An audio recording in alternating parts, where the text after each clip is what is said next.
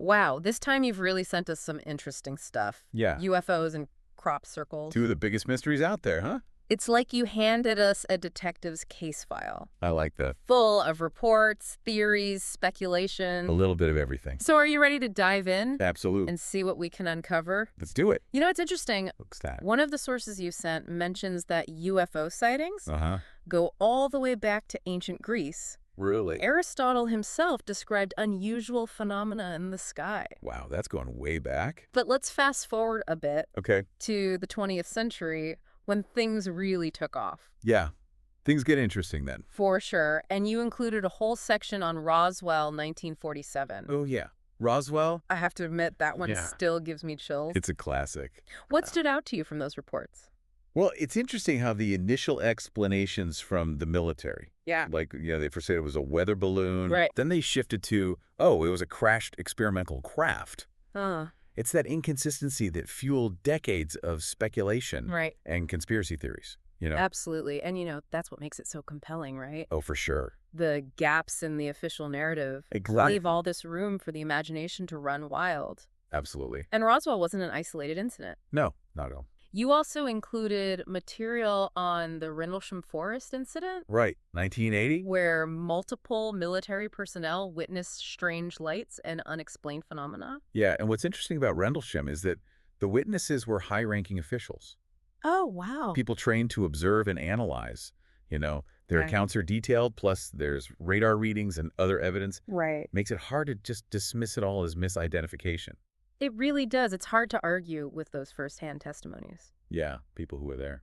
And as your research shows, these sightings haven't stopped. In Mhm. fact, they seem to be increasing. Now, part of that, could be because of advancements in technology. Sure. Everyone's got a smartphone camera, Ready to capture it all. ready to capture any strange light in the sky. Exactly. But is that the whole story? Good question. Or is something else going on? Right. Is it just better documentation of explainable events? Or are we witnessing something truly anomalous? And what makes this even more intriguing Yeah. is the diversity of these reports. Tell me more. They're not confined to any one culture, Uh-huh. time period, Nope. geographic location, All over the place. all over the place. Yeah. Okay, so let's shift gears for a second. Okay. From those unexplained lights in the sky Mm-hmm. to something a little closer to the ground, All right. those intricate patterns carved into fields, Oh, yeah. the infamous crop circles. Right. I have to say, some of the images you included are absolutely mind-boggling. I know, right? The sheer scale and complexity of these formations are hard to wrap your head around. Yeah, it makes you wonder How did this happen? what could possibly Yeah. create these. Exactly. Yeah, I think that's what's so fascinating about them, Yeah. It's like this bridge between something natural Mm. and something artificial. Yeah. These patterns appearing overnight, it's hard not to think Right. that there's some kind of intelligence behind them. Yeah. And you included a fascinating article about the Chilbolton Formation from 1976. Oh, Chilbull. One of the most famous cases, Mhm. with many believing that it's a response to a message sent into space. Years earlier. Yeah, years earlier. It really captures the imagination, doesn't it? It does. It does visually resemble elements of that Arecibo message, Yeah. particularly the binary code, the DNA, Right. the solar system. Yeah. But that doesn't necessarily mean Yeah.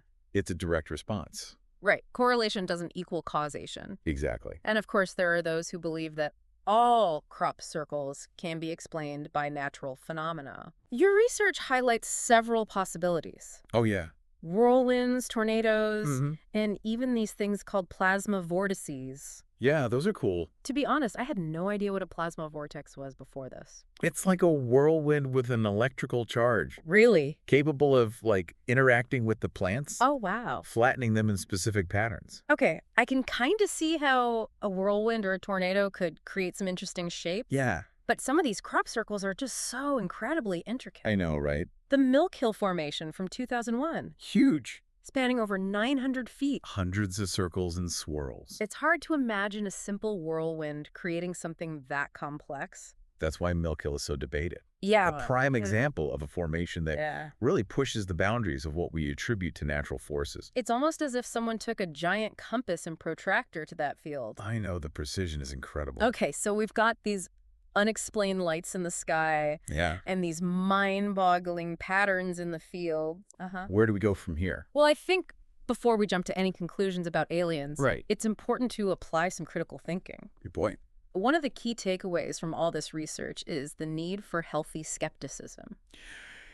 Not everything that glitters is a spaceship, right? You're absolutely right. We need to separate fact from fiction. Yeah. Analyze the evidence and consider all possible explanation. For sure. But that's also what makes this whole deep dive so fascinating. I agree. It's a journey into the unknown. Absolutely. A quest for answers to some of the biggest questions humanity has ever pondered. And that journey wouldn't be as compelling Right. if the answers were easy to find. Very true. So, Yeah. So let's put on our critical thinking caps here for a second. right. One of your sources, a scientific journal article, Okay. goes into detail about how many supposed UFO sightings Yeah. can actually be attributed to, like Mm-hmm. misidentified objects Oh, yeah. or like atmospheric phenomena. Right, it's easy to see something unfamiliar and Yeah. especially in the sky Right.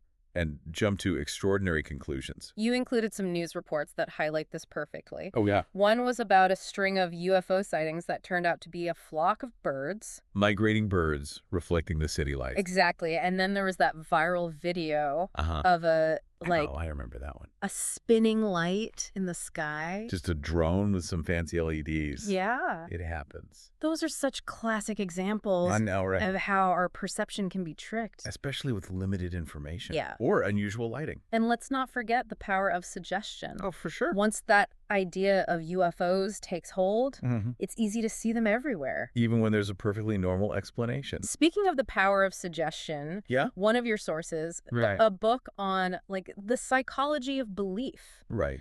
It delves into the role of popular culture in shaping our perceptions of UFOs and extraterrestrial. Right. It's almost impossible to separate the real phenomenon Yeah. from the fictional narratives we've been exposed to, right? It's true. Movies like Close Encounters, The X-Files. they've entertained us, but they've also instilled certain images and expectations in our minds. They give us a framework Right. for understanding these phenomena. Even if that framework is based more on storytelling than science. Yeah, it's more about entertainment Right. than hard evidence. It's like we've all been primed to believe in aliens. Thanks to Hollywood. Thanks to Hollywood, exactly. But let's circle back to the science for a moment. Okay, back to the science. Your research included some in-depth analysis of crop circles. Yeah, And I have to admit, what's that? the scientific explanations are pretty compelling. They really are. Like we touched on it earlier, Mm-hmm. there are a number of natural phenomena Yeah. that could create patterns in crops. Right, wind, specifically whirlwinds and tornadoes, can create surprisingly complex formations. One of the articles you shared even included satellite images Oh, wow. showing how those wind patterns could create formations that resemble crop circles. Nature can really mimic Yeah. what we might think is design. It's amazing. It is. And then there's the possibility of Plasma vortices. plasma vortices. Yeah. And this is where it gets a little technical. Okay. But essentially, it's a column of ionized air, Okay. like a superheated whirlwind with an electrical charge. Wow. And these vortices, Yeah. they can interact with plants in ways we don't fully understand. So they could be causing them to Bend, bend in these Luminous. unusual patterns. potentially, yeah. Okay, so we've got wind plasma vortices. Mm-hmm. Are there any other scientific explanations we should consider? Well, your research mentioned plant diseases, Oh, right. or even genetic mutations. Okay. Certain fungal infections, for example. Mm-hmm. They can weaken plant stems, making them more likely to fall over. And could that create patterns? Potentially, yeah. Especially if influenced by wind or the terrain. So it seems like there's a whole spectrum of natural phenomena that could be at play here. It's really fascinating. But let's step back Okay. and look at the bigger picture here. Right. Your research also included a section on government responses To UFO sightings. to UFO sightings, right? Makes sense. It does make sense. If there are these objects flying around, Yeah. it would be a matter of national security Right. to investigate Exactly. and try to understand them. You included a fascinating report about Project Blue Book Oh, yeah, the Air Force's investigation. in the 50s and 60s. A classic. What struck you about that project? Well, it's kind of a paradox. Oh, really? On one hand, it shows that the government is willing to acknowledge Yep. and investigate these reports. They collected thousands of testimonies, right? Thousands. And they analyzed a lot of data. But their conclusion Yeah. that most sightings could be explained away Mm. was met with a lot of skepticism. Of course. It almost feels like, Like they're hiding something. yeah, like they're trying to walk this tightrope Right. between transparency And national security. and, of course, the more they try to debunk or downplay these sightings, Yeah. the more it fuels those conspiracy theories. Right. It feeds that narrative. They're not telling us everything Exactly. That air of secrecy deepens the mystery. and makes people more determined to find those answers. It's like a puzzle with missing pieces. It really is. It leaves us to speculate About the bigger picture. about what's really going on. Okay, so we've got these compelling eyewitness accounts, We do. scientific explanations that are plausible and mind-bending, A little bit of everything. and a government that seems to be holding its cards close to its chest. It's a recipe for fascination. Wouldn't you say? Absolutely. Keeps us coming back for more. Wow, it feels like we've been on this incredible journey, I know, right? going from, like, ancient accounts of strange lights. To modern-day analysis of crop circles. We've explored government investigations. Even delved into psychology. So where do we land after all this? What really strikes me is just the scope of human curiosity. Mhm. We've been looking up at the stars for centuries, Right. wondering if we're alone. And, these unexplained phenomena. Whether it's lights or patterns in a field, Yeah. it just taps into that need Mm-hmm. to understand our place In the universe. in the universe. Yeah. And one of the things that really stuck with me from Yeah. your research was that idea that What's that? even if we can explain some of these sightings through Right. conventional means. Doesn't mean we should dismiss the whole thing. Exactly. There's still so much we don't know. About the universe. And it's important to keep an open mind. Absolutely. Absence of evidence isn't evidence of absence. Well said. Just because we haven't proven extraterrestrial life exists That's doesn't mean right. it's not out there. And even if some crop circles are caused by wind, Or plasma vortices. doesn't mean every single one is. Yeah, you included a thought-provoking article by a philosopher Oh, yeah, I remember that one. arguing that our scientific framework Mm-hmm. might be too limited. To fully grasp these We phenomena might need to expand our understanding of physics. and consciousness. Yeah, to truly comprehend what might be happening. What if there are forces at work Yeah. we haven't even begun to understand What if consciousness plays a role in shaping reality? in ways we can't even fathom? It's mind-boggling, but let's play devil's advocate for a second. Okay, I like that. Let's say some of these UFO sightings are extraterrestrial. What are the implications? What are the implications then? If we're not alone, Right.